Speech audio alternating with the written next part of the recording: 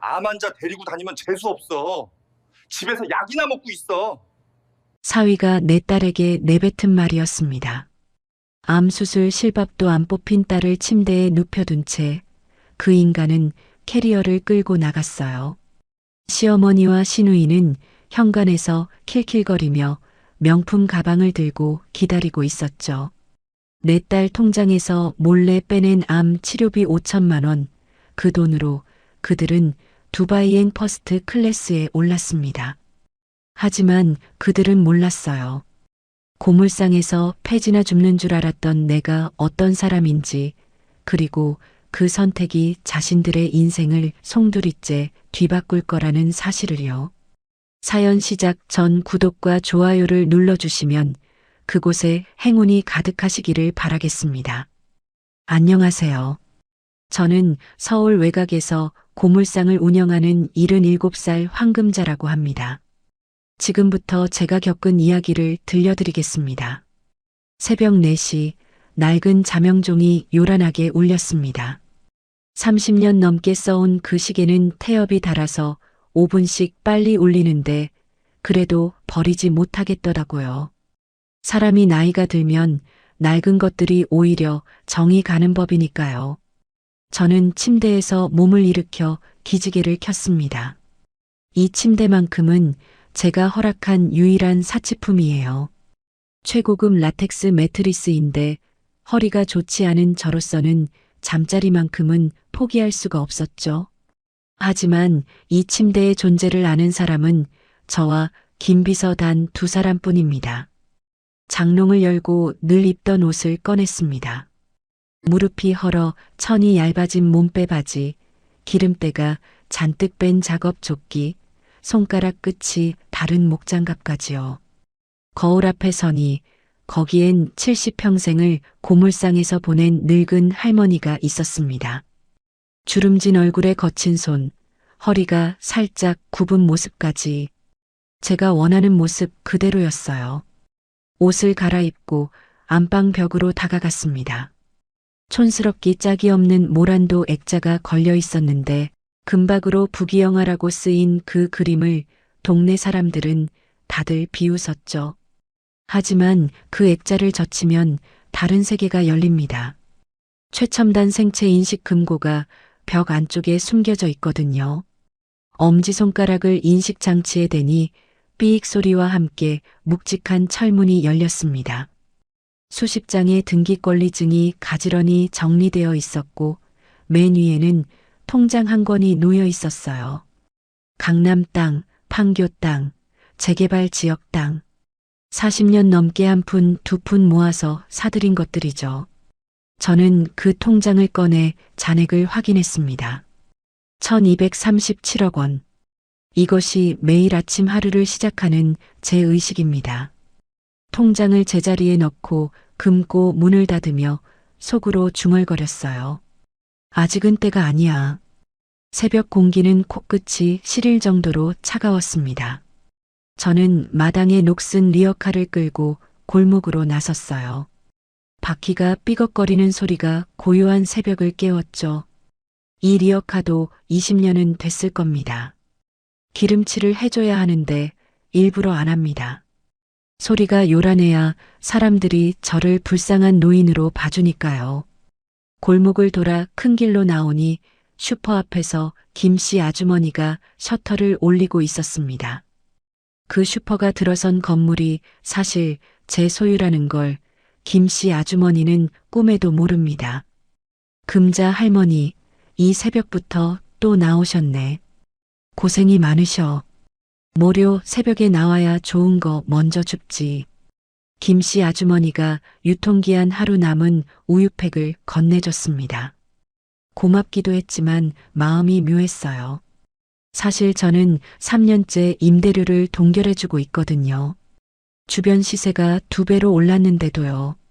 아침 8시쯤 고물상에 도착해 고철을 분류하고 있는데 검은색 고급 승용차가 흙탕물을 튀기며 들어왔습니다.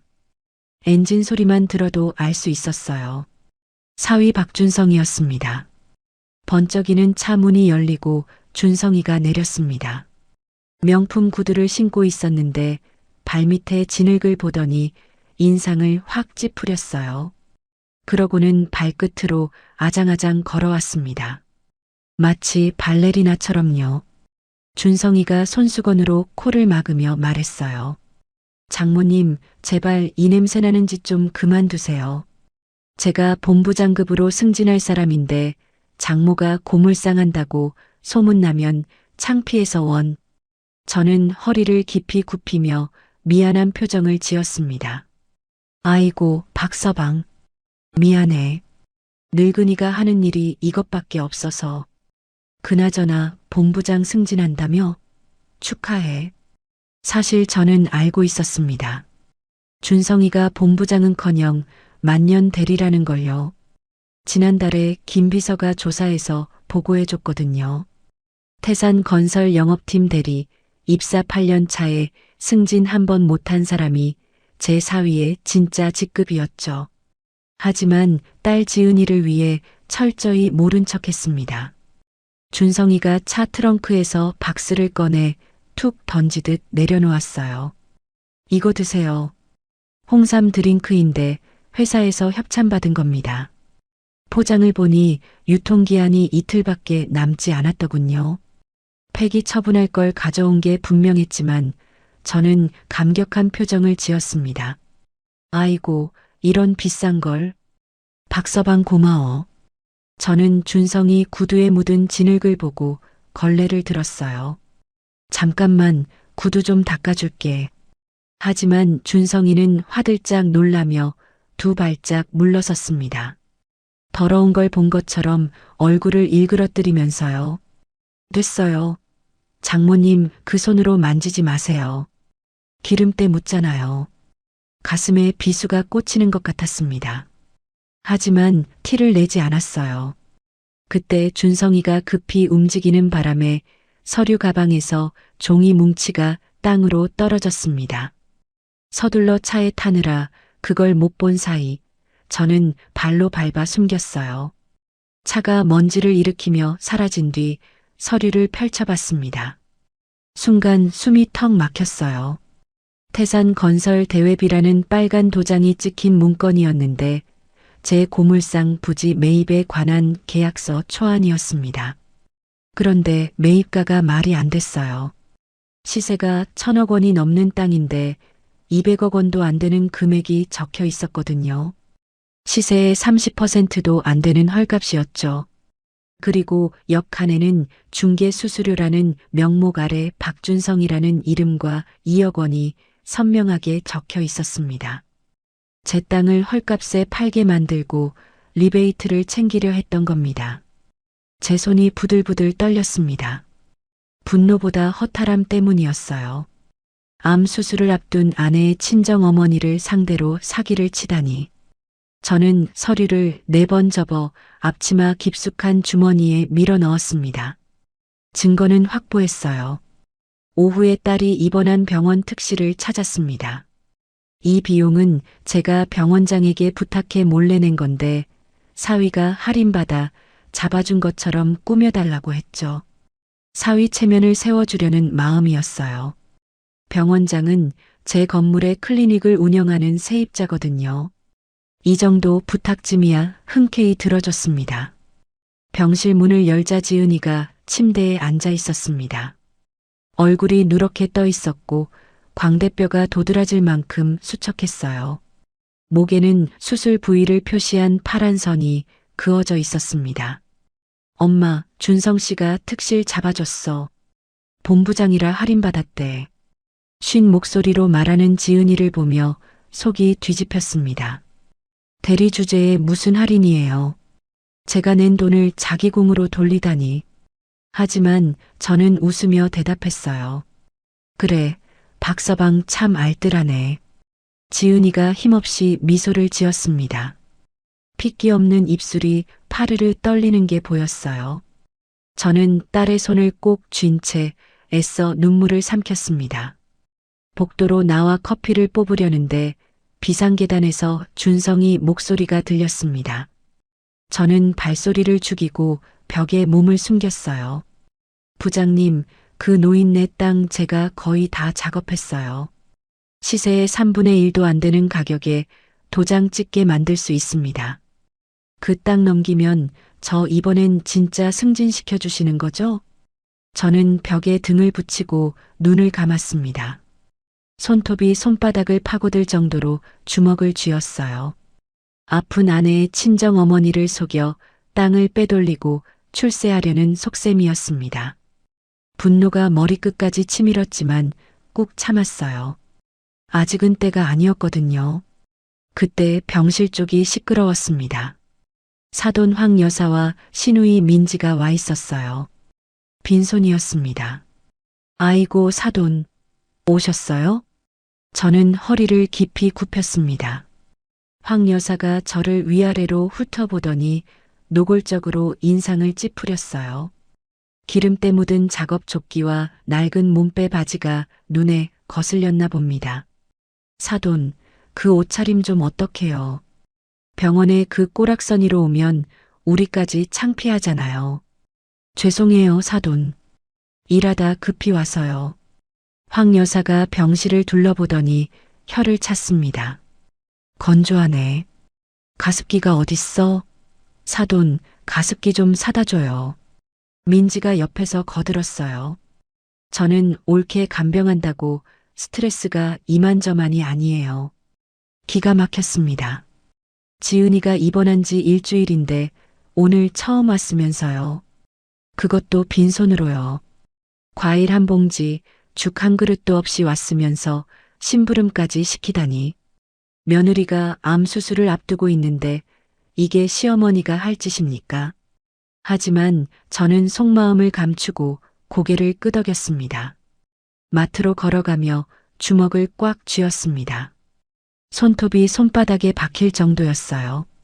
내 딸이 암 수술을 앞두고 있는데 사위는 장모 땅이나 팔아먹으려 하고 시댁은 심부름이나 시키고 이게 사람 노릇입니까?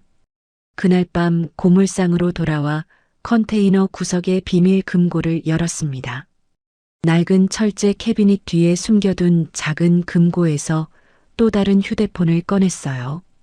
제 진짜 전화기입니다. 김전무 나야. 네, 회장님. 이 밤에 무슨 일이십니까? 김비서의 목소리는 언제나처럼 차분했습니다. 태산건설 지분 구조 파악해. 대주주가 누군지, 의결권이 어떻게 나뉘어 있는지 전부. 그리고 내 사위 박준성, 회사 평판 샅샅이 조사해서 내일까지 보고해. 전화를 끊고 녹슨 천장을 올려다봤습니다. 희미한 달빛이 새어 들어오고 있었어요. 박준성, 내 놈이 밟고 있는 게 썩은 동아줄인 줄도 모르고 신났구나. 내일 지은이가 수술을 마치면 그 다음엔 천천히 갚아주마. 아주 천천히 뼈에 사무치도록. 저는 목장갑을 벗어 구석에 던지고 간이 침대에 누웠습니다. 눈을 감으니 오늘 하루가 주마등처럼 스쳐 지나갔어요. 사위의 비웃음, 시댁의 무례함, 비상계단에서 들은 추악한 통화까지 잠이 오지 않았습니다. 하지만 괜찮았어요. 이 분노가 저를 깨어있게 해줄 테니까요. 창문 틈으로 새어 들어오는 찬바람이 뺨을 스쳤지만 오히려 정신이 맑아졌습니다. 내일은 딸의 수술날이에요. 우선 그것부터 잘 끝내야 합니다. 그 후에 천천히 아주 꼼꼼하게 갚아주마. 수술 당일 아침 저는 새벽 5시부터 병원에 가 있었습니다. 지은이가 수술실에 들어가는 건 9시였지만 마음이 조급해서 가만히 집에 있을 수가 없었거든요. 병원 로비 의자에 앉아 창밖이 밝아오는 걸 바라보며 기도했습니다. 제발 우리 딸 무사히 수술 끝나게 해주세요. 8시가 넘어서야 준성이가 나타났습니다. 양복을 빳빳하게 차려입고 넥타이까지 메고 왔더군요. 아내가 수술 받는 날인데 출근 복장이라니. 저는 속으로 혀를 찼지만 내색하지 않았습니다. 박서방 왔구나. 네, 장모님. 회사에 긴급 임원 회의가 잡혀서 좀 늦었어요. 본부장이 되려면 이런 자리 빠지면 안 되거든요. 또 본부장 타령이었습니다. 저는 고개만 끄덕였어요. 8시 반쯤 지은이를 수술 준비실로 데려갔습니다. 환자복을 입은 딸의 얼굴이 창백했어요. 저는 딸의 손을 꼭 잡았습니다. 차갑고 떨리는 손이었죠. 엄마, 나 무서워. 괜찮아. 금방 끝나.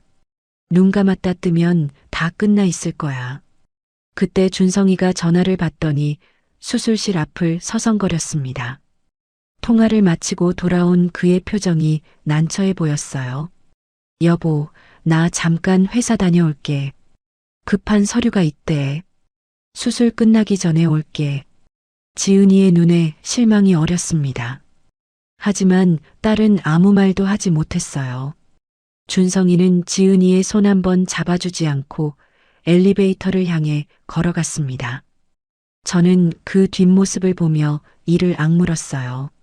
9시 정각 수술실 문이 열리고 지은이가 이동 침대에 실려 들어갔습니다. 하얀 천장 조명 아래로 딸이 사라지는 모습을 보며 저는 가슴이 찢어지는 것 같았어요. 저는 문이 닫힐 때까지 손을 흔들었습니다. 딸의 눈가에 눈물이 맺혀 있었어요.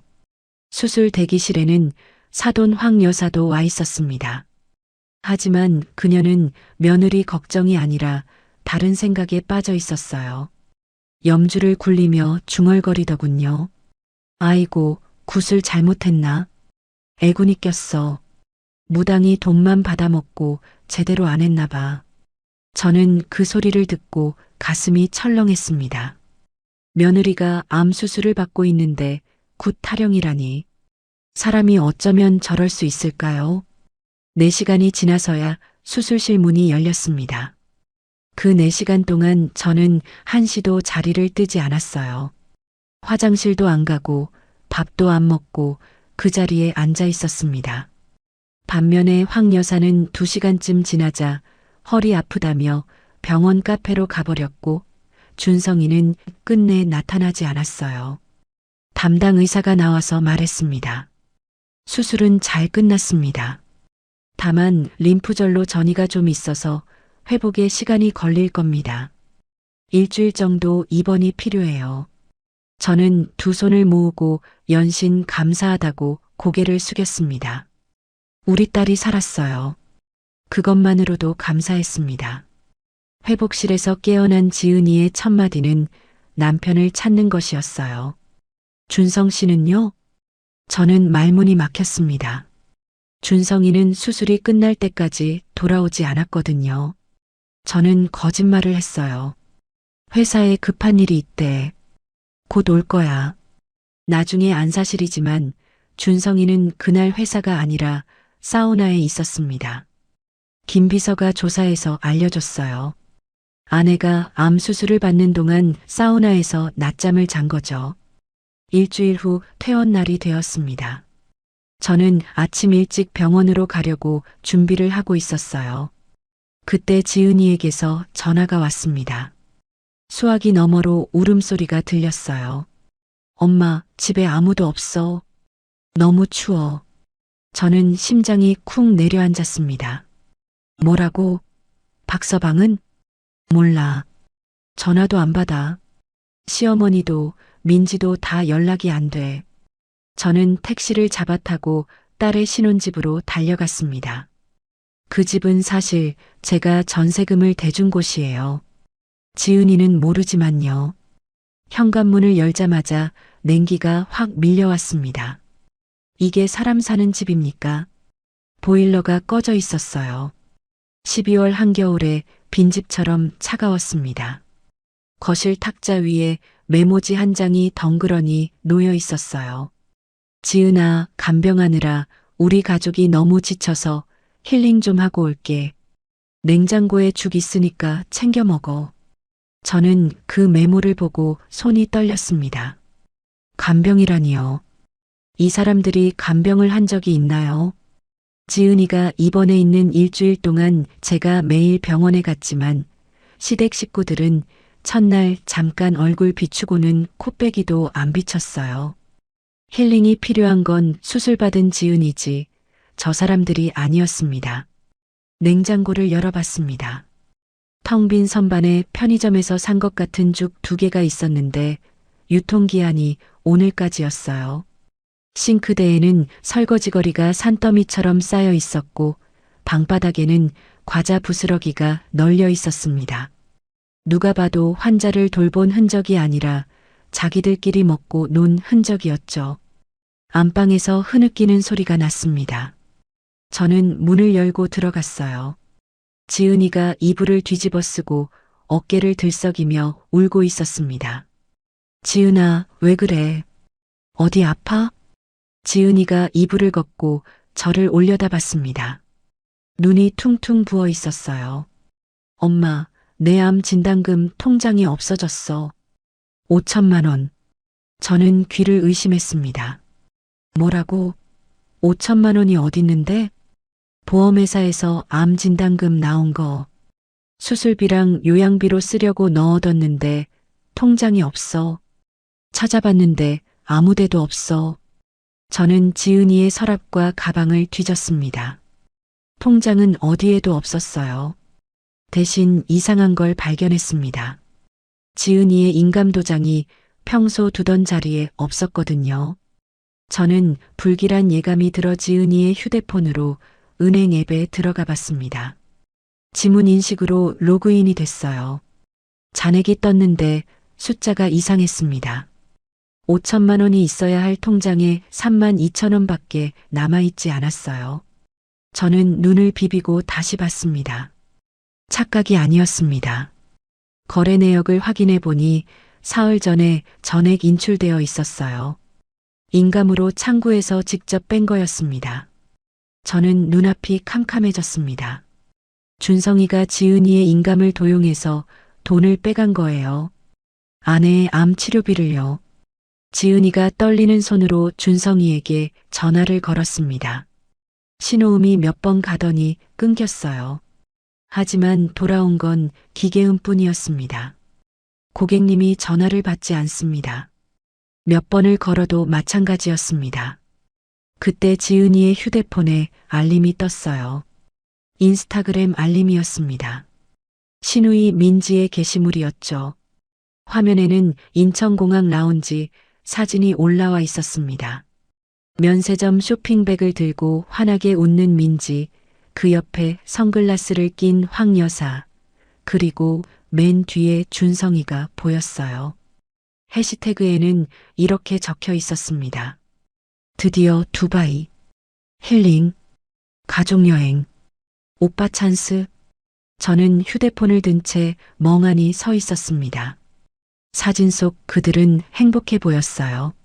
아픈 아내와 며느리를 버려두고 떠나면서 저렇게 웃을 수 있다니. 사진을 자세히 보니 민지 손에 들린 쇼핑백이 명품 브랜드 로고가 선명했어요. 그 돈이 어디서 났겠습니까? 제 딸의 암 치료비였죠. 엄마, 저 사람들 두바이 갔어. 내 돈 가지고.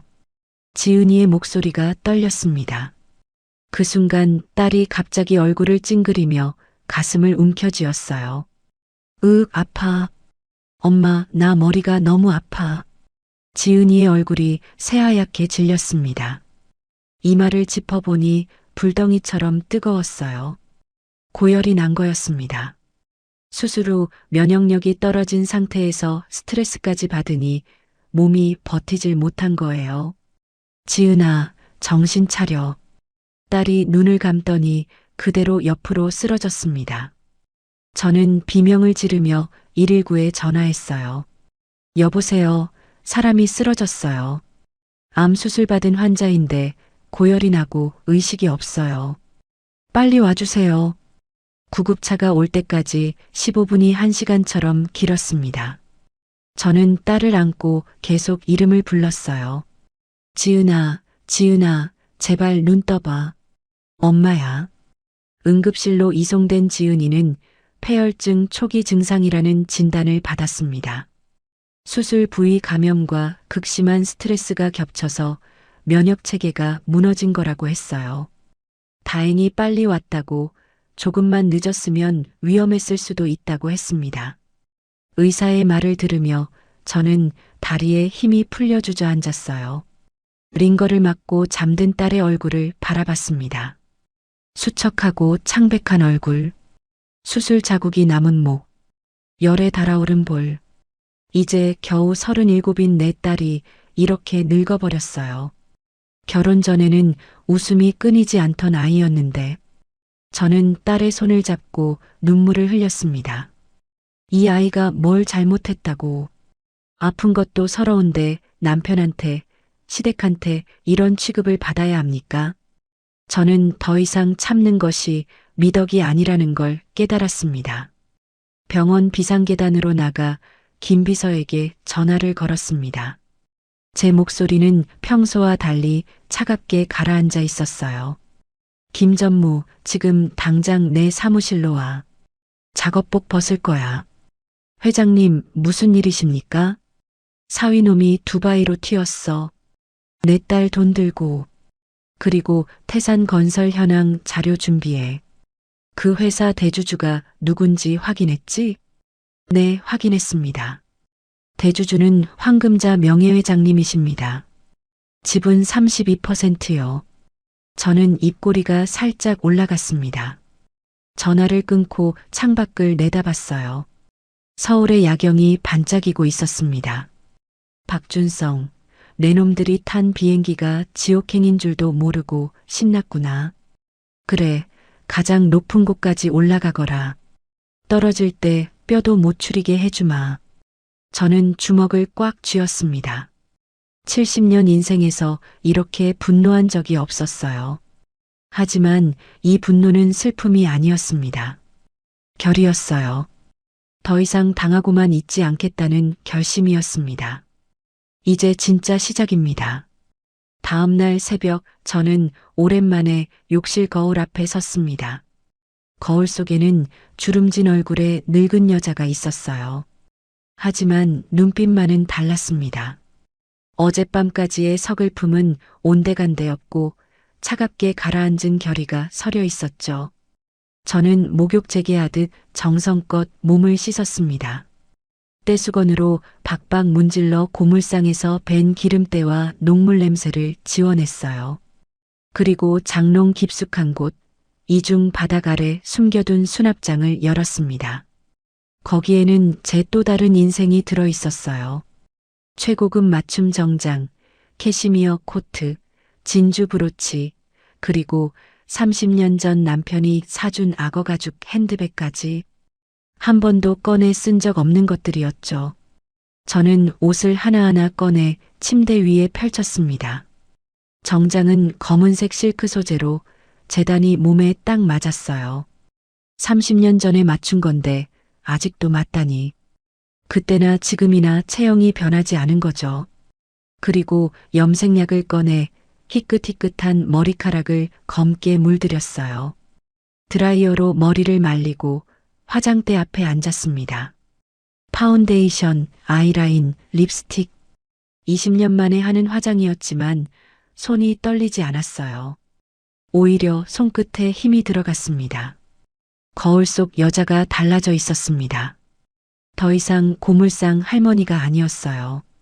어깨를 펴고 턱을 든 모습은 수백억 자산가의 위엄이 서려 있었죠. 저는 평소에 끼던 낡은 목장갑을 들어 쓰레기통에 던졌습니다. 손가락 끝이 닳아 구멍난 그 장갑. 40년 넘게 고무를 만지며 낀 장갑이었죠. 그 장갑과 함께 참고 숨기던 지난 세월도 버리는 기분이었어요. 아침 9시 김 비서가 보낸 검은색 고급 승용차가 골목에 도착했습니다. 동네 슈퍼 앞을 지나는데 김 씨 아주머니가 저를 빤히 쳐다봤어요. 하지만 알아보지 못했습니다. 어휴, 웬 사모님이 이 동네를 다 오셨어. 혹시 재개발되나? 저는 창문 너머로 살짝 미소만 지었습니다. 차 안에서 김 비서가 태블릿을 건넸어요. 화면에는 사위 박준성의 상세한 신상 정보가 떠 있었습니다. 회장님, 요청하신 자료입니다. 박준성은 태산건설 영업팀 대리로 입사 8년 차입니다. 사내 평판은 최악이에요. 허풍이 심하고 업무 능력은 바닥이라고 합니다. 동료들 사이에서는 입만 살았다고 뒷담화가 자자하더군요. 법인카드 사용 내역은 확인했습니다. 박준성이 쓰고 있는 법인카드는 본부장 명의입니다. 본부장이 부산 출장 간 사이 책상 서랍에서 몰래 가져간 것으로 보입니다. 명백한 절도이자 횡령이에요. 이미 두바이에서 호텔비, 식대, 쇼핑 등으로 1,500만 원 넘게 썼습니다. 저는 고개를 끄덕였습니다. 예상대로였어요. 저 인간은 장모뿐 아니라 회사도 속이고 있었던 겁니다. 10시 정각 태산건설 본사 앞에 도착했습니다. 40층짜리 유리 빌딩이 하늘을 찌를 듯 솟아 있었어요.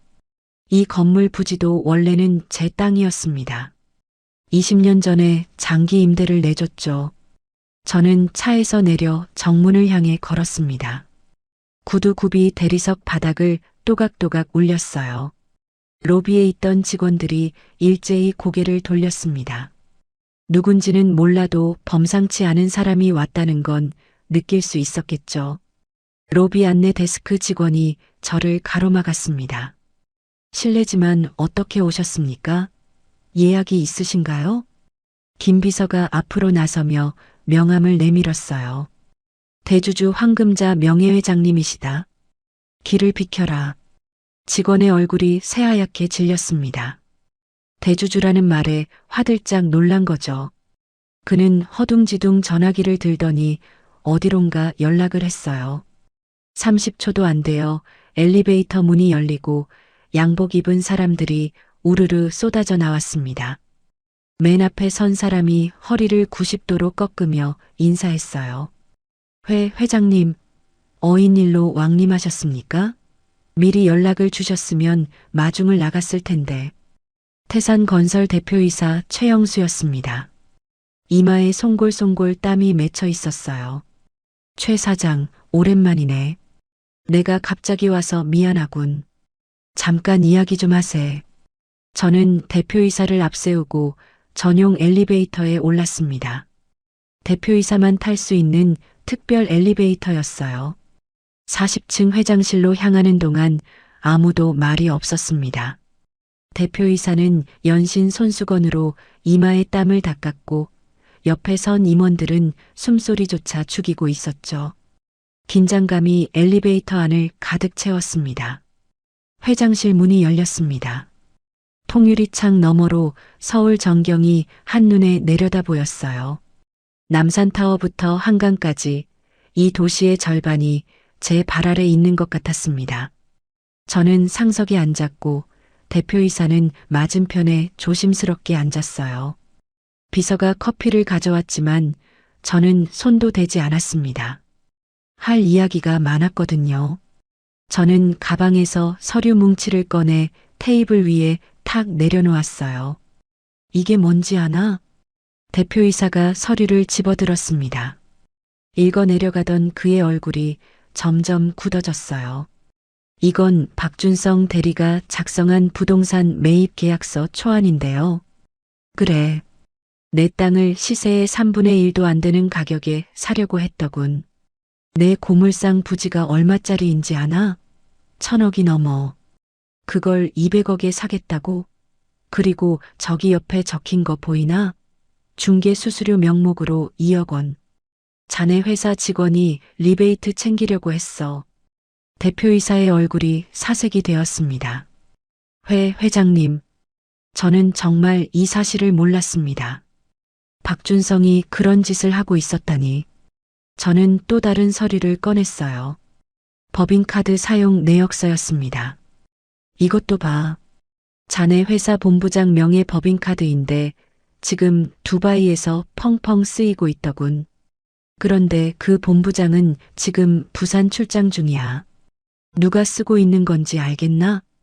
대표이사가 내역서를 보더니 입을 떡 벌렸습니다. 박준성이 본부장님 카드를 훔쳐간 겁니까? 그래. 절도의 횡령이야. 자네 회사 관리가 이 모양인가? 대표이사가 자리에서 벌떡 일어나 무릎을 꿇었습니다. 40층 회장실 바닥에 양복 무릎이 닿았어요. 회장님, 죄송합니다. 제가 감독을 소홀히 했습니다. 당장 박준성을 해고하고 고소하겠습니다. 저는 손을 저었어요. 해고는 나중 일이고 지금 당장 더 급한 게 있어. 저는 자리에서 일어나 창가로 걸어갔습니다. 서울 시내가 발 아래 펼쳐져 있었어요. 작전 첫 번째. 박준성이 들고 간 법인카드, 도난 및 횡령 코드로 카드사에 긴급 정지 신청해. 전 세계 어디서든 그 카드 긁는 순간 경찰 신고가 들어가게. 두바이든 어디든 결제 시도하면 바로 빨간불이 켜지도록. 알겠습니다. 작전 두 번째. 박준성이 쓰는 휴대폰. 그거 회사명의 법인폰이지? 네, 맞습니다. 영업팀 전원에게 지급된 법인폰입니다. 횡령 직원의 회사 자산 무단 반출을 사유로 통신사에 즉시 이용 정지 신청해. 전화도 못하고 데이터도 못 쓰게. 사막 한복판에서 먹통이 되면 얼마나 당황하겠어. 대표이사가 연신 고개를 끄덕이며 받아 적었습니다. 작전 세 번째. 내 딸 지갑에서 훔쳐간 신용카드가 있어. 이건 내가 딸한테 동의받아서 도난 분실 신고 넣을 거야. 신우이가 그 카드 들고 갔거든. 저는 돌아서서 대표이사를 똑바로 바라봤습니다. 최 사장, 나는 자네 회사 지분 32%를 가진 대주주야. 내 사위가 내 땅을 사기치려 한 것도 모자라 회사 돈까지 횡령했어. 이거 언론에 나가면 주가가 어떻게 될 것 같나? 대표이사의 얼굴이 흙빛으로 변했어요. 이마에 땀방울이 송골송골 맺혔습니다. 회장님, 제발 그것만은. 주가가 폭락하면 회사가 망합니다. 제가 모든 조치를 취하겠습니다. 박준성 건은 철저히 처리하겠습니다. 저는 고개를 끄덕였습니다. 좋아. 그리고 하나 더. 두바이에 믿을 만한 사설 탐정 업체 연결해줘. 저놈들이 뭐라고 다니는지 실시간으로 보고받고 싶어. 사진이랑 영상으로. 놓치는 것 없이 전부 다. 알겠습니다. 현지 교민 네트워크를 통해 최고의 업체를 섭외하겠습니다. 회장실을 나서며 저는 선글라스를 꼈습니다.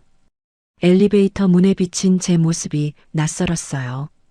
기름때 묻은 작업 조끼 대신 실크 정장, 목장갑 대신 진주 반지. 완전히 다른 사람이었습니다. 하지만 불쾌하지 않았어요. 오히려 통쾌했죠. 이게 진짜 나였으니까요.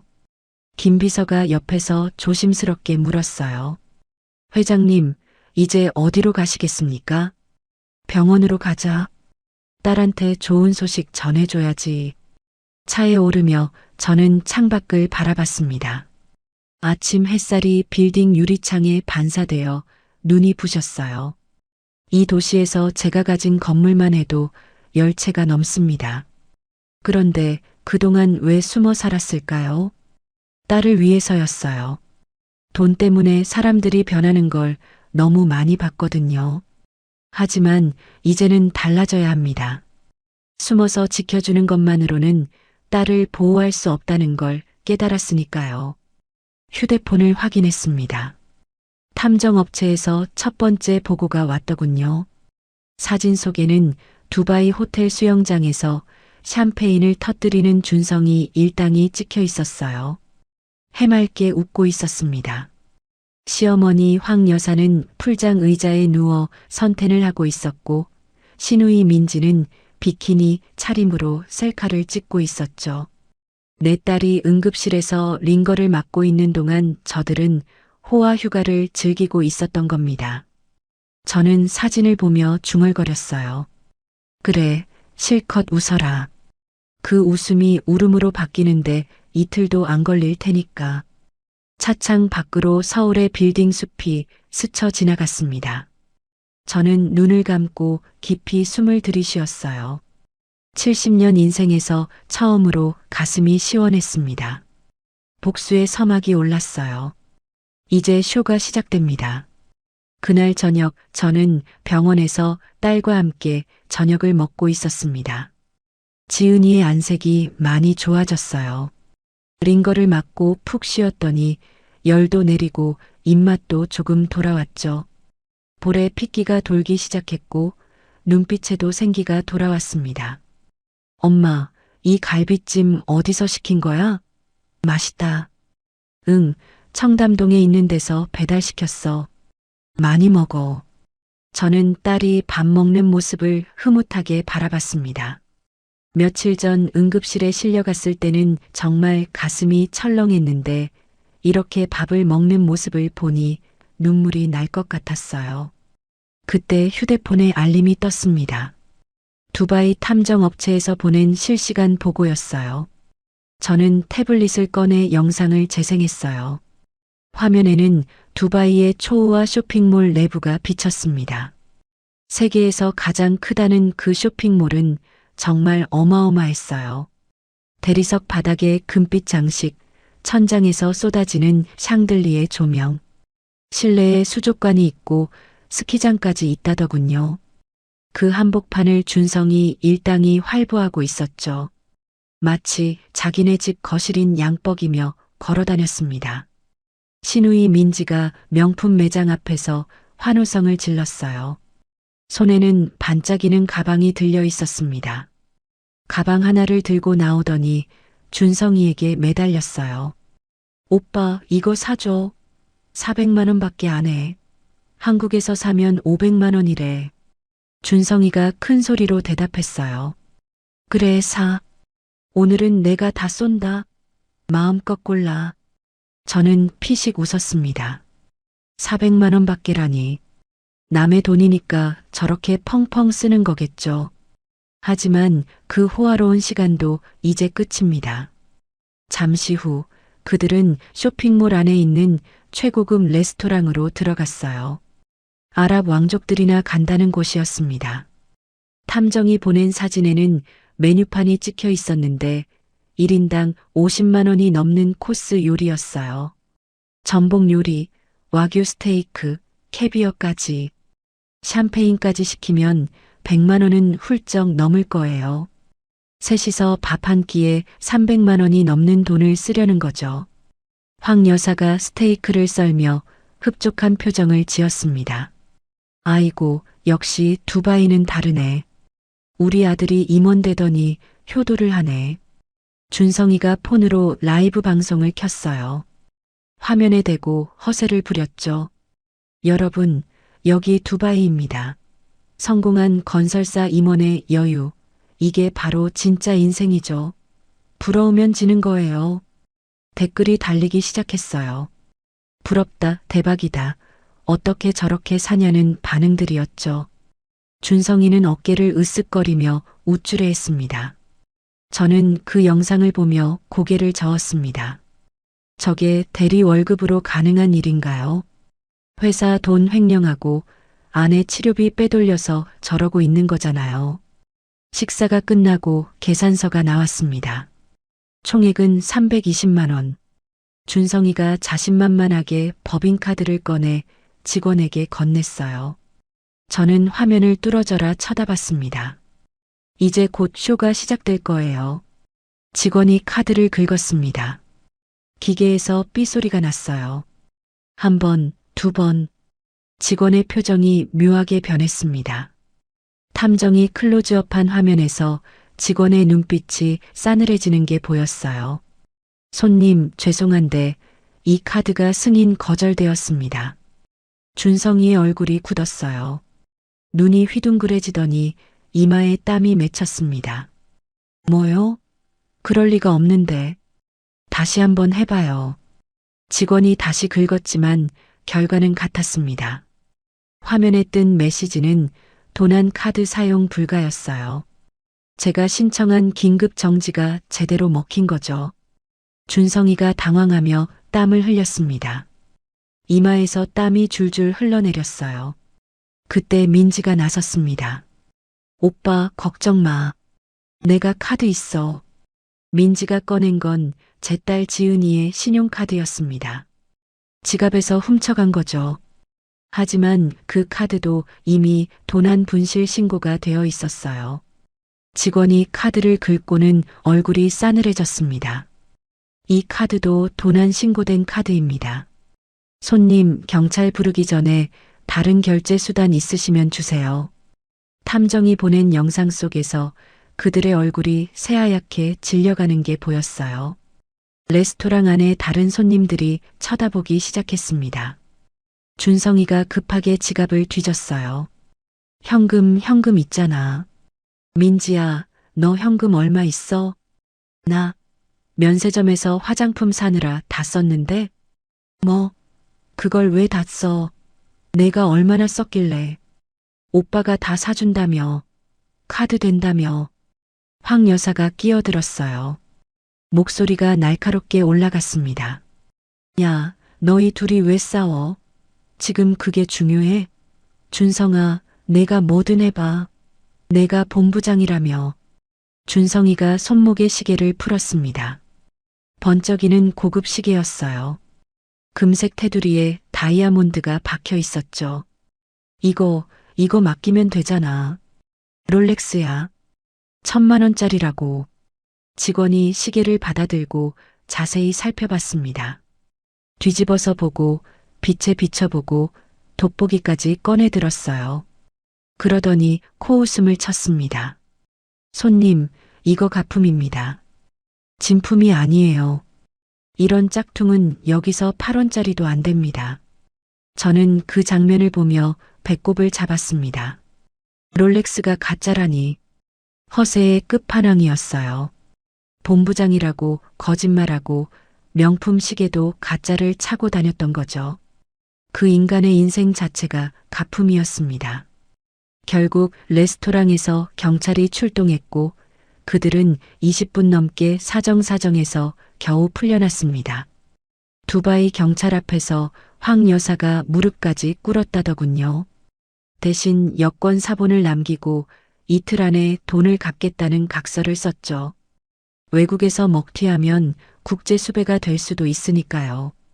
호텔로 돌아간 그들에게 더 큰 충격이 기다리고 있었어요. 로비에 들어서자마자 그들의 짐 가방들이 바닥에 내동댕이 쳐져 있었습니다. 캐리어가 열려서 옷가지들이 쏟아져 있었죠. 프런트 직원이 다가와 냉정하게 말했어요. 박준성 고객님, 신용카드 결제가 취소되어 숙박 예약이 강제 해지되었습니다. 밀린 숙박비가 500만 원입니다. 지금 즉시 체크아웃 해주셔야 합니다. 준성이가 말을 더듬었어요. 잠깐만요. 돈은 내일 구해서 낼게요. 하룻밤만 더 있게 해주세요. 하지만 직원은 고개를 저었습니다. 불가능합니다. 호텔 규정입니다. 황 여사가 버럭 소리를 질렀습니다. 뭐, 내가 누군 줄 알고. 지배인 당장 불러. 너네 다 자르게 할 거야. 하지만 두바이는 한국이 아니었어요. 돈 없으면 손님이 아닌 곳이죠. 덩치 큰 보안 요원 2명이 다가오더니 황 여사의 양팔을 잡아들어 올렸습니다. 마치 짐짝처럼요. 발버둥을 쳐도 소용없었어요.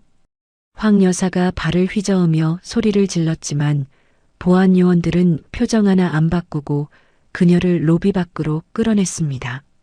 민지가 울면서 따라갔고 준성이는 짐 가방을 끌고 고개를 푹 숙인 채 걸어 나왔어요. 그렇게 그들은 한밤중에 호텔 밖으로 쫓겨났습니다. 두바이의 밤 기온은 35도가 넘었어요. 한국의 한여름보다 더 찌는 듯한 열기였죠. 습하고 뜨거운 바람이 불었습니다. 에어컨 빵빵한 호텔에서 나오니 숨이 막혔을 거예요. 민지가 울먹이며 말했습니다. 오빠 어떡해? 우리 어디가? 준성이가 휴대폰을 꺼내 어디론가 전화를 걸려 했어요. 회사든 한국 가족이든 누구한테든 연락해서 돈을 구하려고 했겠죠. 하지만 화면에는 서비스 불가라는 글자만 떠 있었습니다. 법인폰이 정지된 거예요. 데이터도 안 되고 전화도 안 되는 완전한 먹통이 된 거죠. 저는 한국의 병원 병실에서 대형 화면으로 그 장면을 지켜봤습니다. 김 비서가 가져온 70인치 휴대용 모니터였어요. 딸 지은이도 침대에서 몸을 일으켜 함께 봤습니다. 화면 속 준성이는 커피숍 유리창에 매달려 와이파이를 잡으려고 안간힘을 쓰고 있었어요. 마치 굶주린 사람이 음식을 찾는 것처럼 필사적이었죠. 민지는 높은 구두 때문에 발이 부어올라 길바닥에 주저앉아 있었고 황 여사는 부채질을 하며 헐떡거렸습니다. 명품 옷이 땀에 젖어 몸에 달라붙어 있었어요.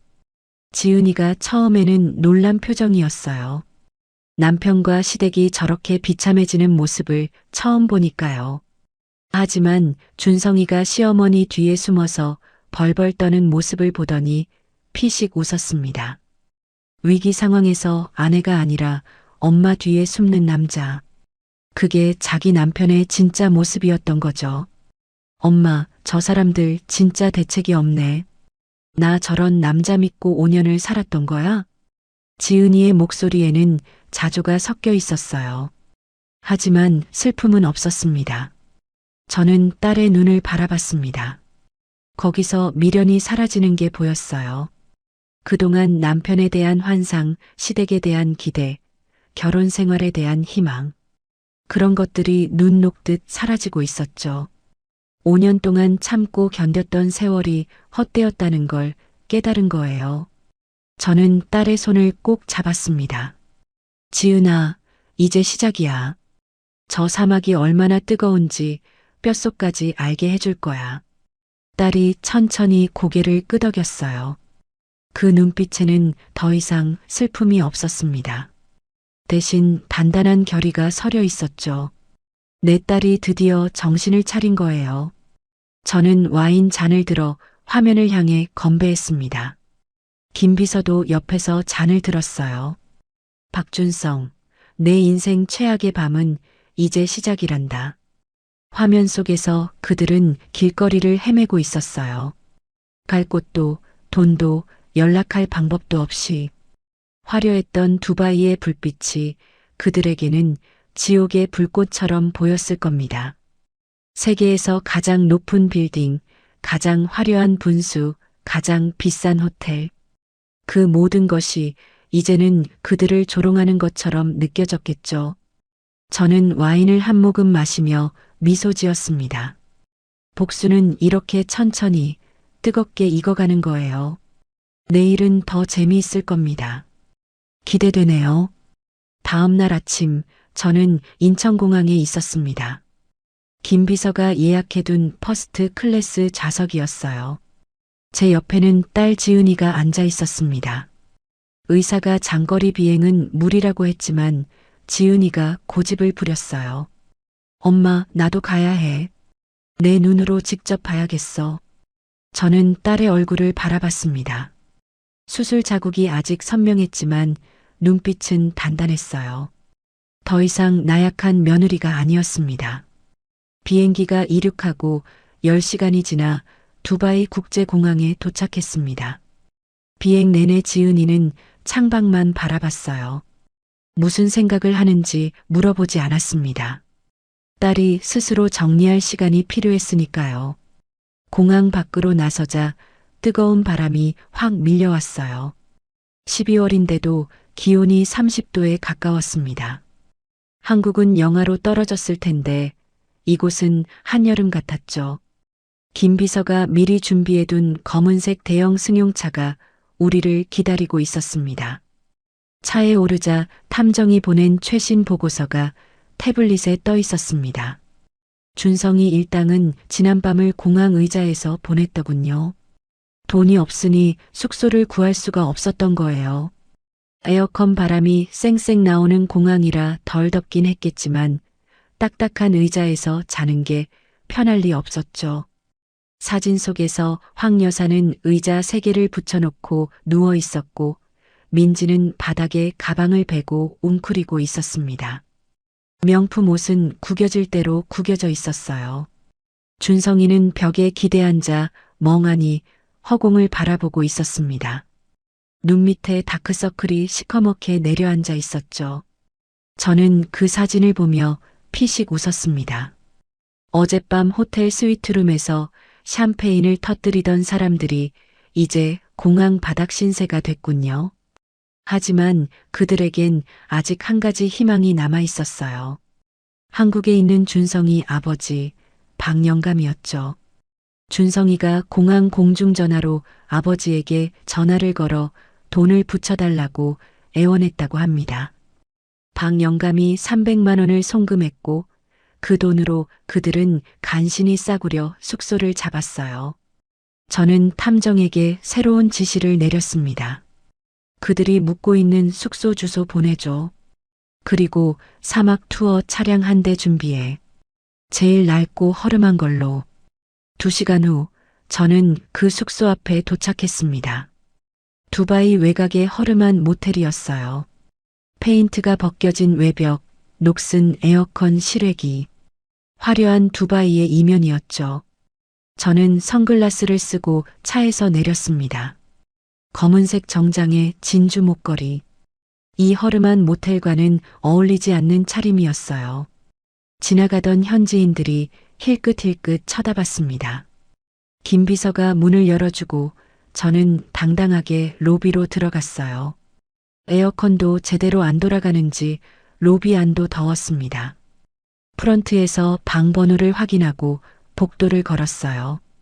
삐걱거리는 나무 바닥, 퀴퀴한 곰팡이 냄새. 벽지는 군데군데 뜯어져 있었고 형광등은 깜빡거렸습니다. 저는 305 앞에 멈춰 섰어요. 안에서 다투는 소리가 새어나왔습니다. 다 내 탓이야. 내가 카드 정지 당하게 뭘 한 거야. 황 여사의 날카로운 목소리였습니다. 저도 모르겠다니까요. 갑자기 왜 그런 건지. 준성이가 변명하는 소리였죠. 저는 문을 똑똑 두드렸습니다. 안이 조용해졌어요. 잠시 후 문이 열리고 준성이의 얼굴이 나타났습니다. 그 순간 준성이의 표정이 얼어붙었어요. 마치 귀신을 본 것처럼요. 장모님? 저는 선글라스를 벗으며 차갑게 웃었습니다.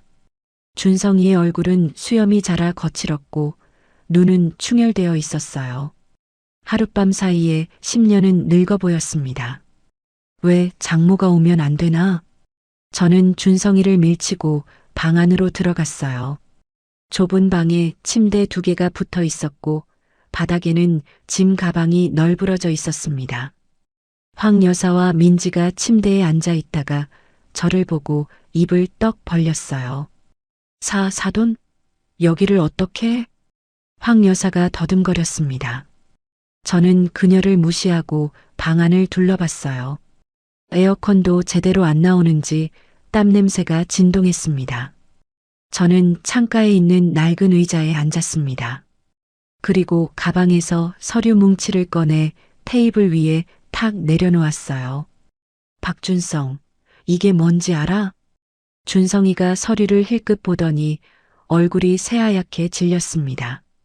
그건 제 고물상 부지를 헐값에 사려던 그 계약서였어요.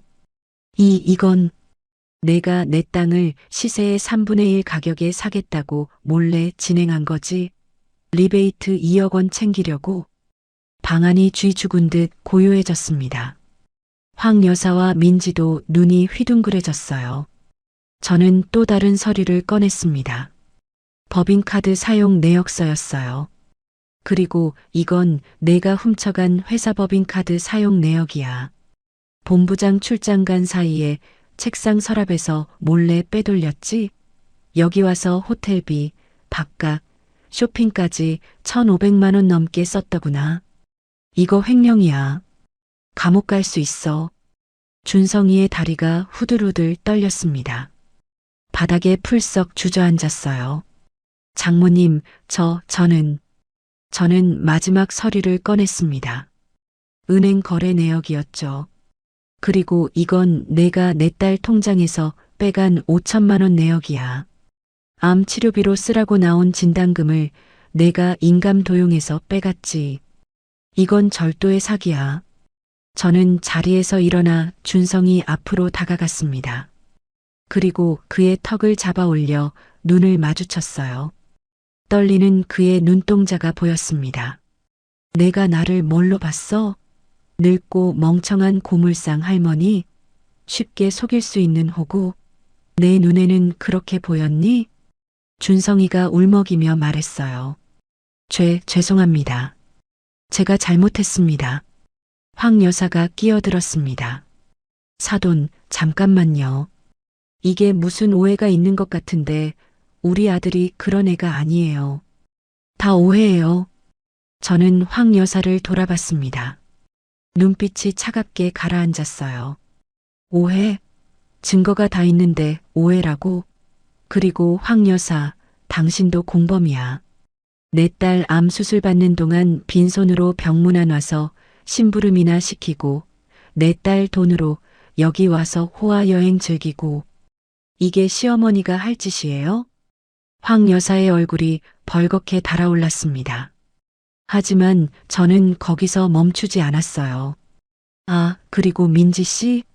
민지가 움찔했습니다. 내 가방에 있는 명품들 다 내 딸 카드로 산 거지? 도난 카드 사용은 범죄야. 두바이 경찰한테 신고하면 당장 구속이야. 민지가 울음을 터뜨렸습니다. 화장이 번져서 눈밑이 시커멓게 됐어요. 저는 몰랐어요. 오빠가 다 괜찮다고 해서 저는 코웃음을 쳤습니다.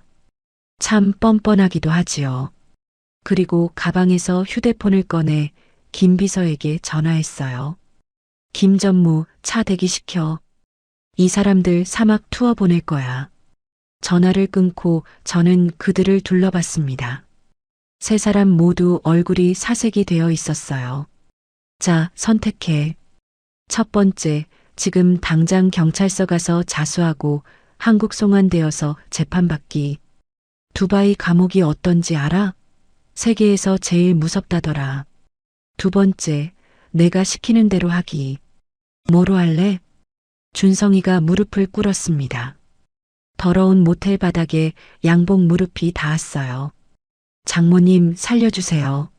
뭐든 할게요. 제발. 저는 천천히 고개를 끄덕였습니다. 좋아. 그럼 따라와.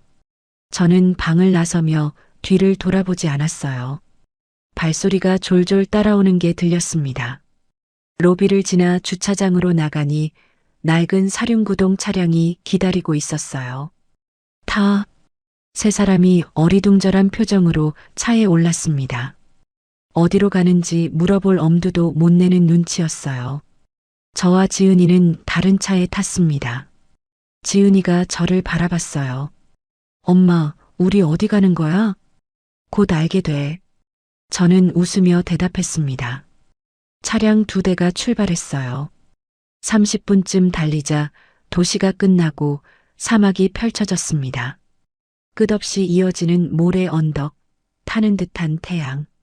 두바이의 화려함과는 전혀 다른 풍경이었죠. 모래가 바람에 날려 차창을 때렸고 하늘은 먼지 때문에 뿌옇게 흐려져 있었습니다. 차가 사막 한가운데서 멈췄습니다. 저는 차에서 내려 앞차로 걸어갔어요. 그들도 차에서 내렸습니다. 발이 모래에 푹푹 빠졌어요. 사방이 모래뿐이었어요. 도로도 건물도 사람도 없었습니다. 도시는 저 멀리 아지랑이처럼 흔들리고 있었어요. 기온은 40도를 넘었을 겁니다. 숨을 쉴 때마다 뜨거운 공기가 폐를 태우는 것 같았죠. 저는 준성이를 바라보며 말했습니다. 여기가 내가 보낼 곳이야. 사막 한복판. 물도 없고 그늘도 없고 도움 요청할 곳도 없어. 어때 두렵니게? 준성이가 벌벌 떨며 외쳤어요. 장모님, 이러시면 안 돼요. 저희 죽으라는 거예요? 저는 차갑게 웃었습니다. 죽이진 않아. 대신 내가 내 딸한테 한 짓 똑같이 느껴봐. 아픈 아내 버려두고 호화 여행 온 기분이 어땠어? 이제 내가 버림받는 기분을 느껴봐. 저는 운전사에게 신호를 보냈어요. 차량이 출발했습니다. 세 사람만 사막에 남겨두고요. 물도 없이 그늘도 없이 뒤돌아보니 그들이 차를 향해 뛰어오며 소리치고 있었습니다. 모래에 발이 빠져 넘어지면서도 필사적으로 뛰었어요. 하지만 차는 멈추지 않았습니다. 지은이가 물었습니다. 엄마, 저 사람들 진짜 저기 두고 가는 거야? 저는 미소 지었어요. 걱정 마. 2시간 후에 데리러 갈 거야. 그 정도면 충분히 반성할 시간이지. 죽지는 않아. 하지만 평생 잊지 못할 거야. 창밖으로 점점 작아지는 세 개의 점이 보였습니다. 뜨거운 모래바람 속에서 허우적대는 그들의 모습이요. 저는 그 모습을 보며 생각했어요. 이건 시작일 뿐이야. 진짜 심판은 한국에 돌아가서 시작된다. 내 놈들이 내 딸한테 한 짓 10배로 갚아주마. 두바이에서 돌아온 지 3일째 되는 날이었습니다. 저는 고물상에서 평소처럼 일하고 있었어요. 녹슨 철판을 분류하고 고장난 가전제품을 정리하고, 물론 진짜 일하는 건 아니었죠. 손은 움직이지만 머리는 다음 수순을 준비하면서 시간을 보내고 있었습니다. 준성이 일당을 두바이 사막에 남겨두고 온 뒤로 저는 그들이 어떤 반응을 보일지 기다리고 있었어요. 그때 골목 입구에 검은색 승용차 3대가 줄지어 들어왔어요. 문이 열리고 양복 입은 사람들이 우르르 쏟아져 나왔습니다. 맨 앞에 선 사람은 준성이 아버지 박영감이었어요. 박영감은 70줄에 접어든 노인이었지만 눈빛만큼은 독사처럼 날카로웠습니다. 시골에서 정미소를 운영하다가 재개발 바람을 타고 땅값이 올라 몇십억을 번 사람이었죠. 그 돈으로 아들 준성이를 서울로 보내 대학까지 시켰어요. 아들이 잘 되길 바라는 마음은 이해하지만 그 아들이 사기꾼이 된 건 이 아버지 탓도 있을 겁니다. 어릴 때부터 뭐든 다 해주고 감싸기만 했으니까요. 박영감이 고물상 마당으로 성큼성큼 걸어 들어왔습니다. 구두가 먼지를 일으켰어요. 그 뒤로 양복 입은 남자 둘이 따라왔습니다. 한 명은 서류 가방을 들고 있었는데 아마 변호사인 것 같았어요. 다른 한 명은 체격이 좋은 걸 보니 경호원인 모양이었습니다. 사돈, 박영감이 저를 향해 소리쳤어요. 목소리가 골목 전체에 울렸습니다. 동네 사람들이 창문을 열고 내다봤어요. 저는 일손을 멈추고 천천히 일어났습니다. 장갑을 벗으며 담담하게 물었어요. 떨리지 않게 목소리를 가다듬었습니다. 아이고, 박서방 아버님이시네요. 여긴 웬일이세요? 박영감의 얼굴이 벌겋게 달아올랐습니다. 웬일이냐고? 내 아들을 사막에 버려놓고 웬일이냐고 물어? 저는 눈 하나 깜짝 안 하고 대답했어요. 사막에 버리다니요. 사막 투어 갔다가 길을 잃은 거죠. 제가 다시 데리러 갔잖아요. 뻔뻔하기는. 박영감이 발을 굴렀습니다. 그의 옆에 서 있던 양복 입은 남자가 앞으로 나섰어요. 저는 박준성 씨의 법률 대리인 최 변호사입니다. 황금자 씨, 당신은 지금 심각한 법적 문제에 직면해 있습니다. 저는 팔짱을 끼고 그를 바라봤어요. 법정에서 잔뼈가 굵어 보이는 얼굴이었습니다. 무슨 문제요? 변호사가 서류 가방에서 종이 뭉치를 꺼냈습니다. 첫째, 외국에서 사람을 유기한 건 살인미수에 해당할 수 있습니다. 두바이 사막에 3사람을 버려두고 떠난 건 명백한 범죄예요. 두바이 현지 경찰에도 피해 신고가 접수되어 있습니다. 저는 피식 웃었습니다. 살인미수요? 2시간 후에 데리러 갔는데 물이랑 음료수도 충분히 줬고요. 그리고 피해 신고라면 제가 먼저 했어요. 법인카드 횡령, 암 치료비 절도. 그분들이 왜 두바이에 갔는지 아세요? 내 딸 암 치료비 5천만 원 들고 도망간 거예요. 그건 절도 아닌가요? 변호사의 표정이 살짝 굳었습니다. 제가 반박할 줄은 예상 못한 모양이에요. 하지만 곧 다시 표정을 가다듬고 말을 이었습니다. 둘째, 박준성 씨가 오늘 법원에 이혼 소송을 제기했습니다. 위자료와 재산 분할을 청구합니다. 저는 귀를 의심했습니다. 뭐라고요? 이혼 소송을? 내 딸이 아니라 그쪽에서 아내 암 수술비를 훔쳐간 남편이? 박 영감이 끼어들었어요. 뻔뻔하게 웃으면서요. 그래, 우리가 먼저 이혼 소송 넣었어. 어차피 이렇게 된 거 깔끔하게 정리하자고. 대신 재산 분할은 제대로 받아야지. 5년 동안 같이 산 세월이 있잖아. 저는 어이가 없어서 웃음이 나왔습니다. 아내 암 치료비를 훔쳐간 남편이 이혼 소송을 먼저 내다니요. 도둑이 매를 드는 격이었습니다. 변호사가 또 다른 서류를 꺼냈습니다. 셋째, 박준성 씨가 태산건설에서 부당해고를 당했습니다. 이건 황금자 씨가 대주주 지위를 남용해서 압력을 넣은 결과예요.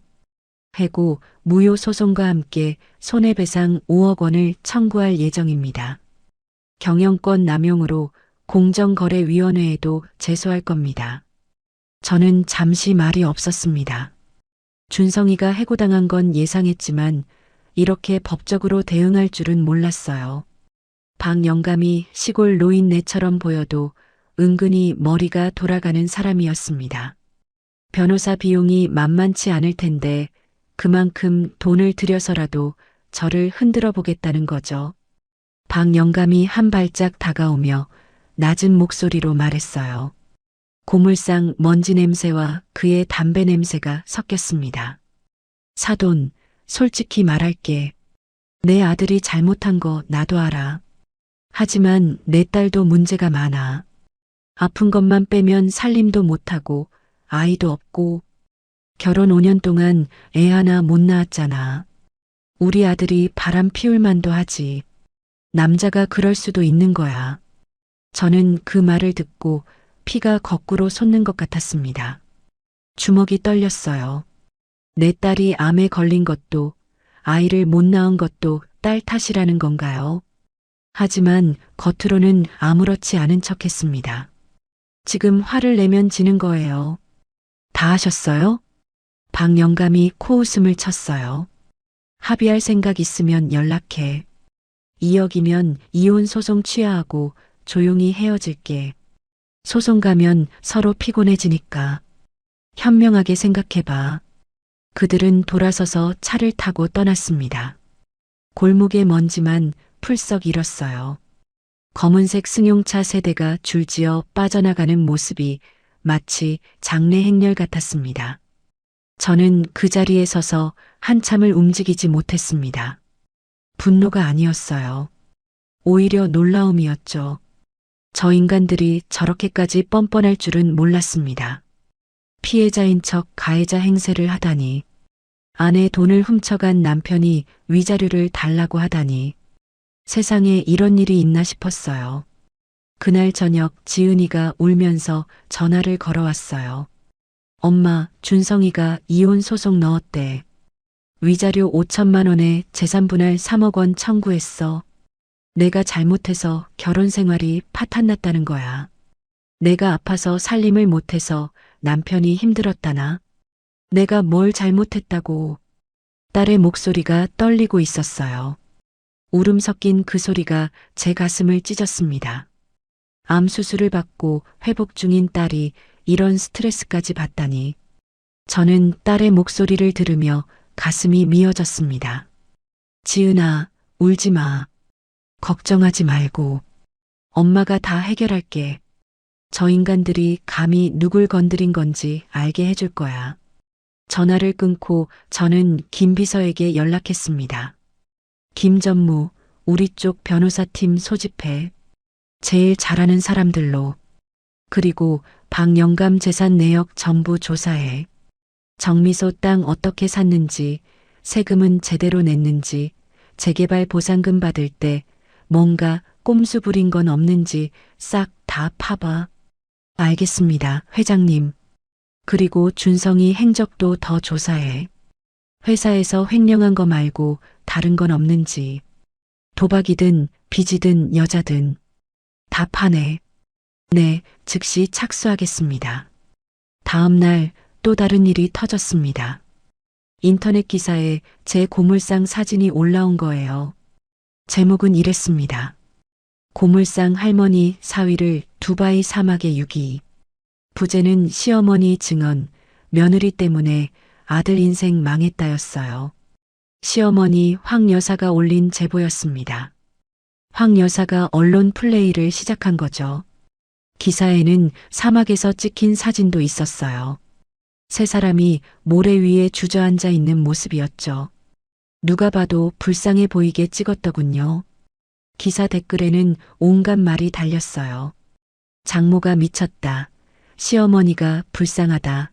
사위가 뭘 얼마나 잘못했길래 저 나이에 그런 짓을 하다니. 사람들은 사건의 전모도 모르면서 제 편을 들거나 욕을 했습니다. 한쪽 말만 듣고 판단하는 세상이 무섭더군요. 저는 기사를 보며 이를 악물었어요.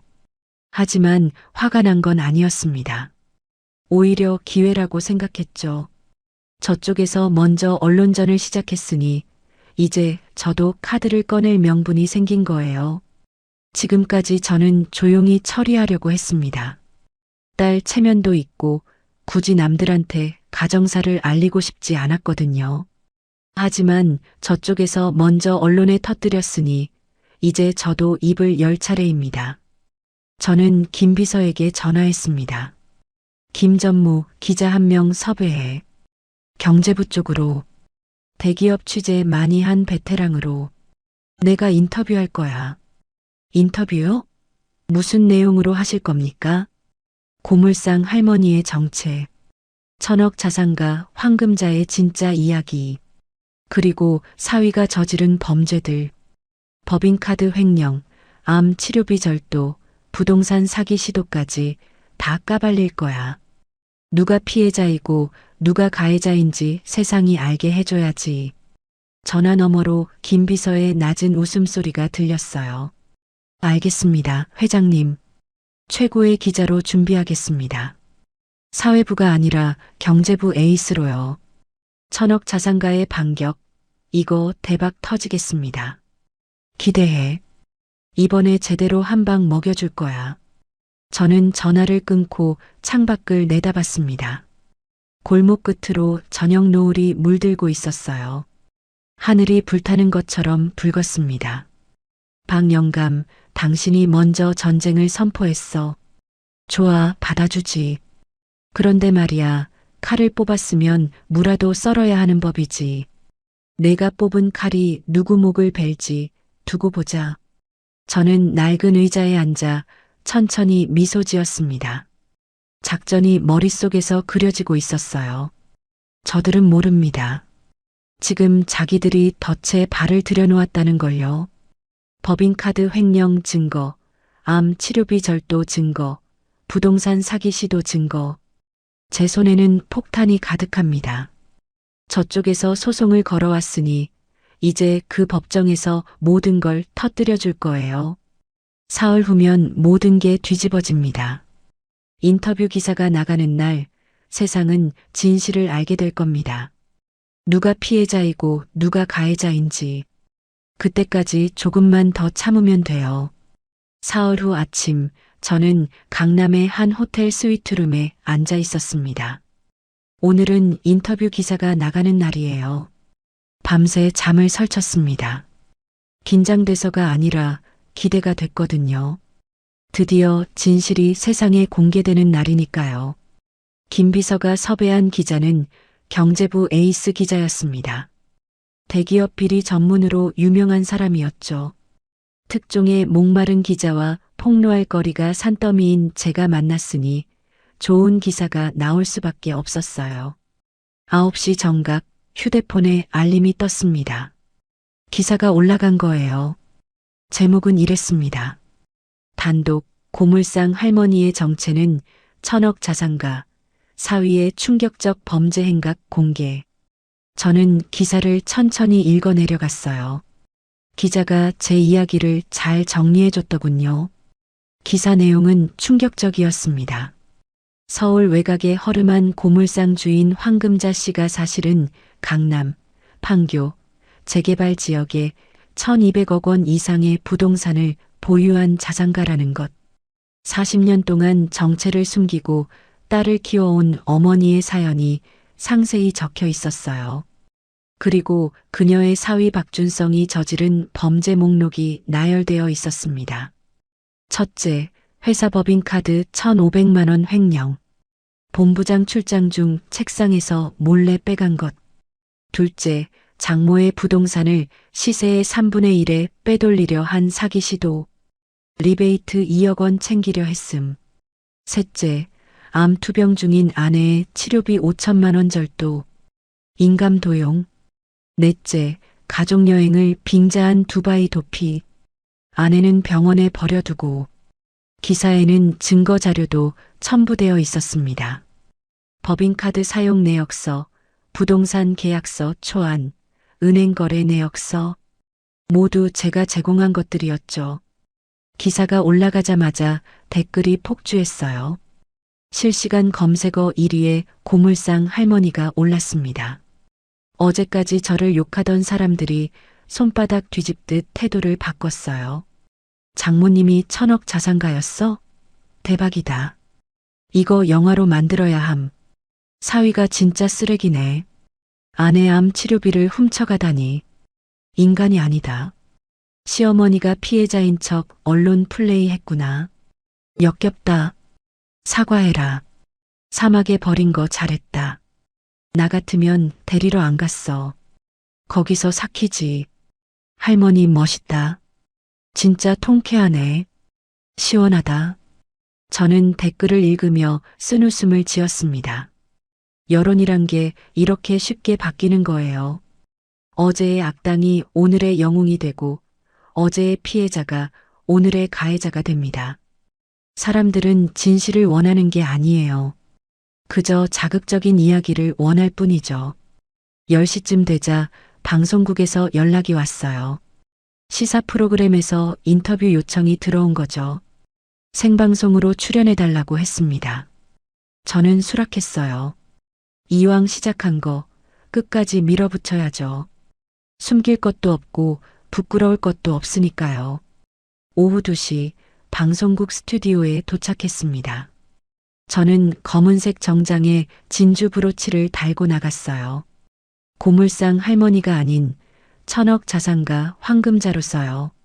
메이크업 아티스트가 화장을 고쳐주고 스타일리스트가 옷매무새를 다듬어줬습니다. 거울에 비친 제 모습이 낯설었어요. 하지만 불쾌하지 않았습니다.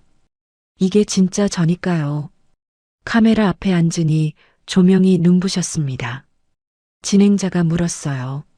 황 회장님, 왜 그동안 정체를 숨기고 사셨나요? 저는 카메라를 똑바로 바라보며 대답했어요. 딸을 위해서였습니다. 돈 때문에 사람이 변하는 걸 너무 많이 봤거든요. 딸이 돈이 아닌 진심으로 사랑받길 바랐어요. 하지만 결과적으로 제 딸은 돈을 노린 사람에게 속았습니다. 진행자가 이어서 물었어요. 사위분이 저지른 일에 대해 어떻게 생각하세요? 저는 잠시 숨을 고르고 말했습니다. 분노합니다. 하지만 더 큰 건 슬픔이에요. 제 딸이 암 수술을 받고 회복하는 동안 남편이라는 사람은 아내의 치료비를 훔쳐서 호화 여행을 갔어요. 그게 남편입니까? 그게 가족입니까? 제 눈가에 눈물이 맺혔습니다. 연기가 아니었어요. 진심이었죠. 딸 생각을 하니 가슴이 미어졌습니다. 방송이 나간 후 반응은 폭발적이었습니다. 시청률이 동시간대 1위를 찍었고 온라인에서는 제 인터뷰 영상이 퍼져나갔어요. 상황은 완전히 뒤집어졌습니다. 박영감 측에서 걸어온 소송들이 흔들리기 시작했어요. 여론이 완전히 저희 편으로 돌아섰거든요.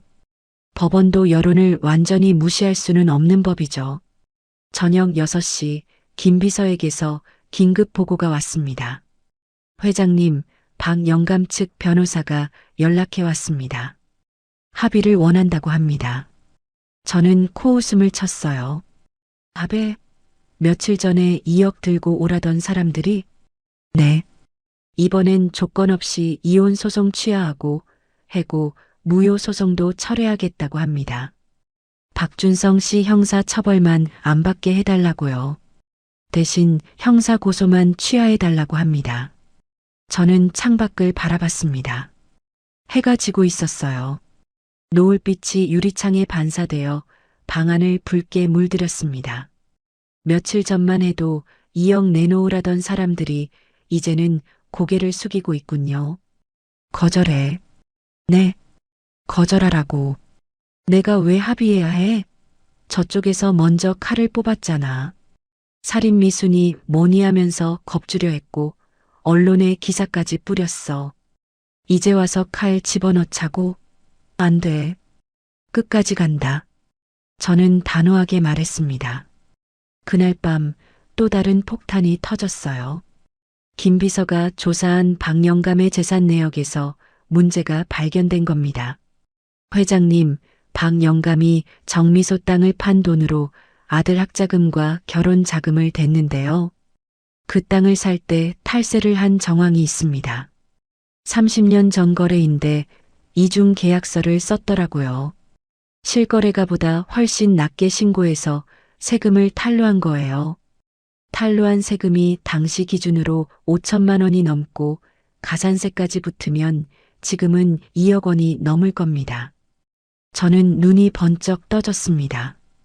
2억 원이라니. 공교롭게도 박영감이 합의금으로 요구했던 금액과 같았어요. 증거는 확보했습니다. 당시 부동산 중개업소 장부와 실제 계약서, 사본이 남아 있었어요. 중개사 아들이 아버지 유품 정리하다가 찾은 거라고 합니다. 저는 천천히 고개를 끄덕였습니다. 이거면 됩니다.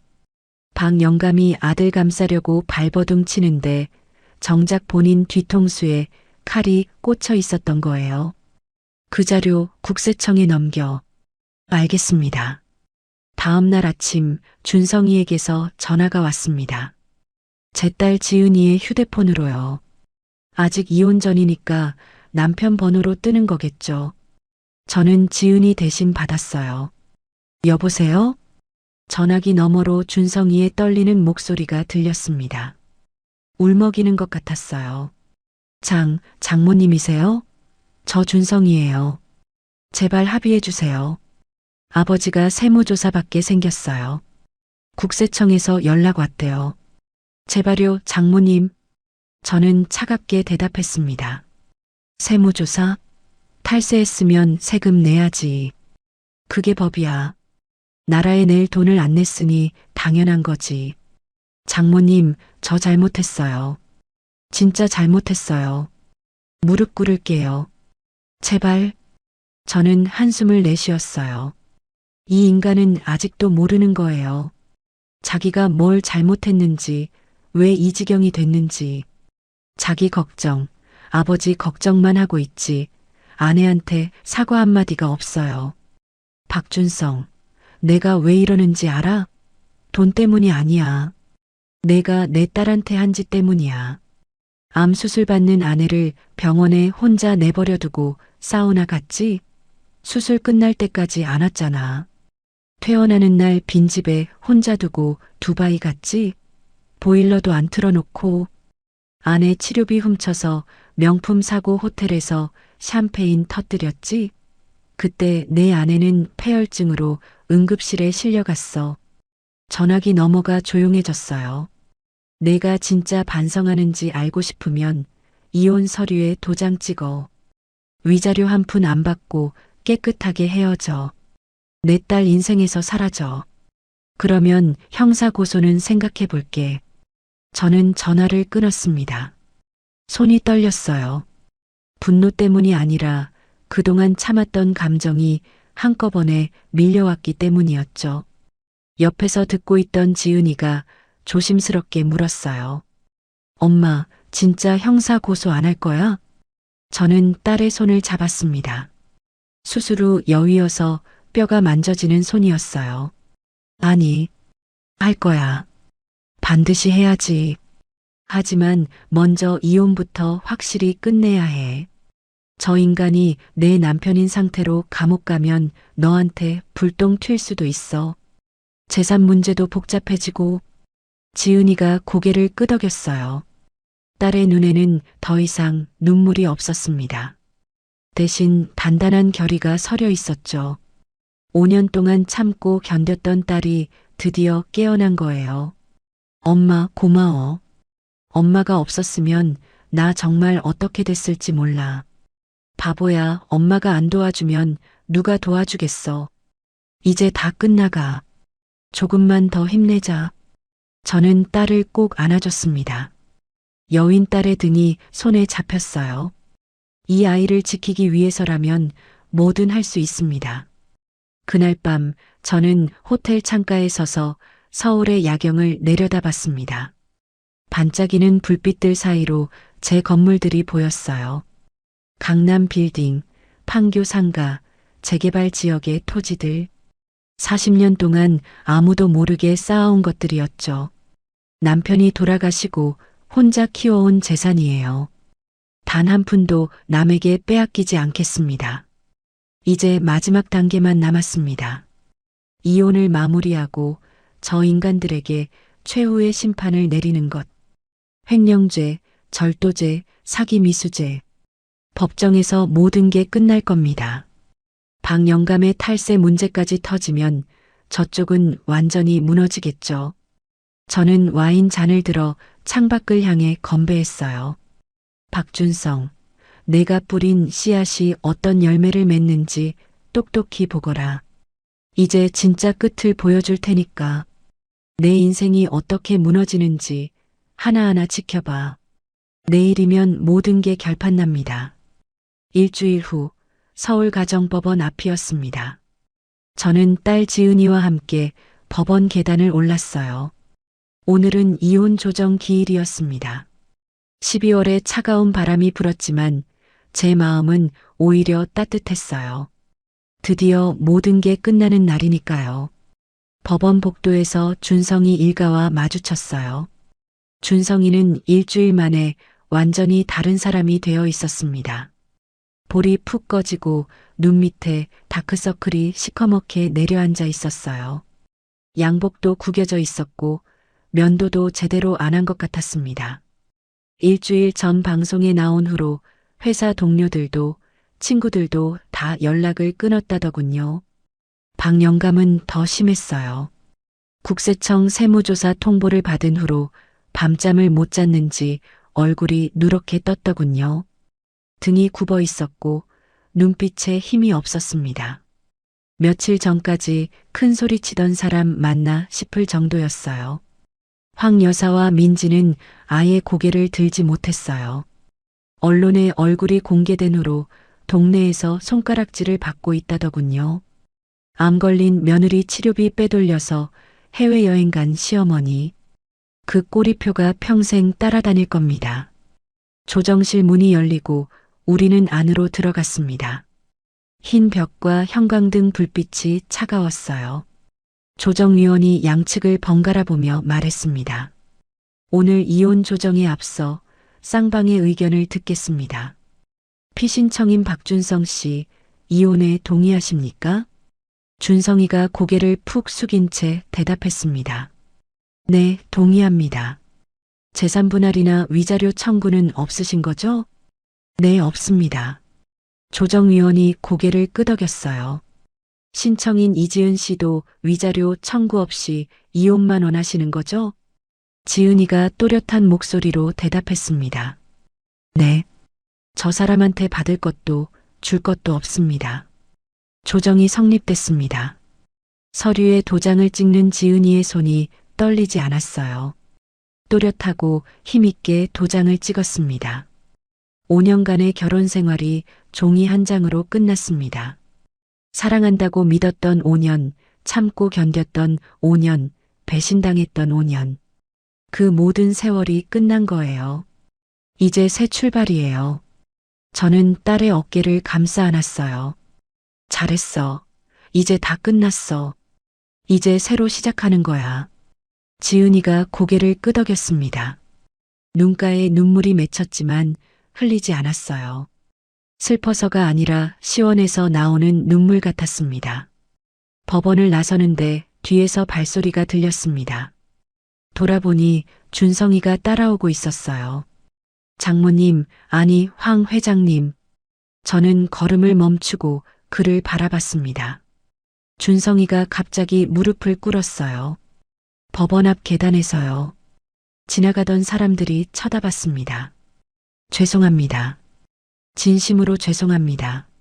제가 인간이 아니었습니다. 제가 미쳤었어요. 눈이 멀었었어요. 준성이가 이마를 바닥에 찧었습니다. 법원 계단 콘크리트 바닥에요. 쿵 하는 소리가 났어요. 저는 그를 내려다봤어요. 한때 내 딸의 남편이었던 사람. 내 딸을 가장 행복하게 해줄 거라고 믿었던 사람. 결혼식 날 그 환한 웃음을 아직도 기억합니다. 하지만 그는 내 딸을 가장 깊이 배신했어요. 박준성, 나한테 사과할 게 아니라 지은이한테 해. 준성이가 지은이를 바라봤어요. 하지만 지은이는 그를 쳐다보지도 않았습니다. 지은아, 미안해. 정말 미안해. 나 때문에 고생 많이 했지? 지은이가 천천히 입을 열었어요. 목소리가 차분했지만 단호했습니다. 박준성 씨, 나는 당신을 용서할 생각 없어요. 용서해달라고 하지도 마세요. 내가 암 수술 받을 때 당신 어디 있었어요? 사우나에 있었잖아요. 내가 퇴원하는 날 당신 어디 있었어요? 두바이에서 샴페인 터뜨리고 있었잖아요. 그런 당신을 내가 왜 용서해요? 준성이가 고개를 더 숙였어요. 그냥 내 인생에서 사라져 주세요. 다시는 연락하지 말고 다시는 내 앞에 나타나지 마세요. 그게 당신이 나한테 해줄 수 있는 마지막이에요. 지은이가 돌아서서 걸어갔습니다. 저도 딸을 따라 걸었어요. 뒤에서 준성이의 흐느끼는 소리가 들렸지만 돌아보지 않았습니다. 돌아볼 이유가 없었어요. 한 달 후 준성이는 검찰에 기소됐습니다. 업무상 횡령, 절도 사문서 위조. 혐의가 산더미였어요. 변호사가 선처를 호소했지만 소용없었습니다. 재판 결과 징역 2년에 집행유예 3년을 선고받았어요. 감옥에는 안 갔지만 전과자가 됐죠. 앞으로 제대로 된 회사에 취직하기는 어려울 겁니다. 허세 부리며 본부장인 척하던 남자가 이제는 이력서도 못 내는 신세가 됐어요. 박 영감은 탈세로 추징금 2억 3천만 원을 내야 했어요. 30년 전 탈세인데 가산세가 눈덩이처럼 불어난 거죠. 정미소 땅 팔아서 번 돈의 절반 가까이를 세금으로 토해낸 셈입니다. 게다가 탈세 전가까지 생겼으니 시골에서 얼굴 들고 다니기 힘들어졌을 거예요. 동네 이장 자리도 내려놓았다더군요. 황 여사는 동네에서 왕따가 됐다더군요. 같이 다니던 친구들이 다 등을 돌렸대요. 암 걸린 며느리 돈 빼돌린 시어머니. 그 소문이 온 동네에 퍼졌으니까요. 교회에서도 눈총을 받아서 발길을 끊었다고 합니다. 며칠 전 마트에서 우연히 마주쳤다는 이웃 말로는 완전히 늙어 보였대요. 자업자득이죠. 민지는 명품 가방 다 팔아서 언니 카드 대금 갚느라 정신없다고 들었습니다. 400만 원짜리 가방이 중고로 팔리니까 100만 원도 안 됐대요. 도난 카드 사용으로 경찰 조사도 받았고요. 벌금 300만 원 내고 겨우 마무리됐다더군요. 허세 부리던 인스타그램 계정은 삭제했어요. 팔로워들한테 욕먹기 싫었겠죠. 저요? 저는 다시 고물상으로 돌아왔습니다. 정장을 벗고 다시 낡은 작업복을 입었어요. 진주 목걸이 대신 목장갑을 끼고요.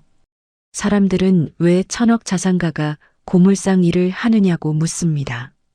하지만 저는 이게 좋아요. 손으로 뭔가를 만지고 정리하고 가치 없어 보이는 것에서 쓸모를 찾아내는 일. 그게 제 인생이었고 앞으로도 그럴 겁니다. 어느 날 오후 저는 고물상 마당에서 고철을 분류하고 있었어요. 그때 딸 지은이가 찾아왔습니다. 손에는 서류 봉투가 들려 있었어요. 엄마, 나 취직했어. 저는 손을 멈추고 딸을 바라봤습니다. 취직? 어디? 엄마 회사. 김 전무님이 소개해줬어. 부동산 관리팀이래. 엄마 건물들 관리하는 거. 저는 눈이 커졌어요. 김비서 그 녀석, 나한테 말도 안 하고 무슨 짓이야. 지은아, 내가 왜 거기서 일해? 엄마 돈 있잖아. 엄마, 나 이제 혼자 살아야 해. 엄마 돈으로 평생 놀고 먹을 순 없잖아. 내 힘으로 살고 싶어. 그리고 솔직히 엄마 재산이 얼마나 되는지 알고 싶기도 하고. 1,000억이라는데 진짜야? 지은이가 장난스럽게 웃었어요. 저는 한숨을 쉬면서도 웃음이 났습니다. 그래, 이게 맞지. 이렇게 씩씩하게 다시 일어서는 거지.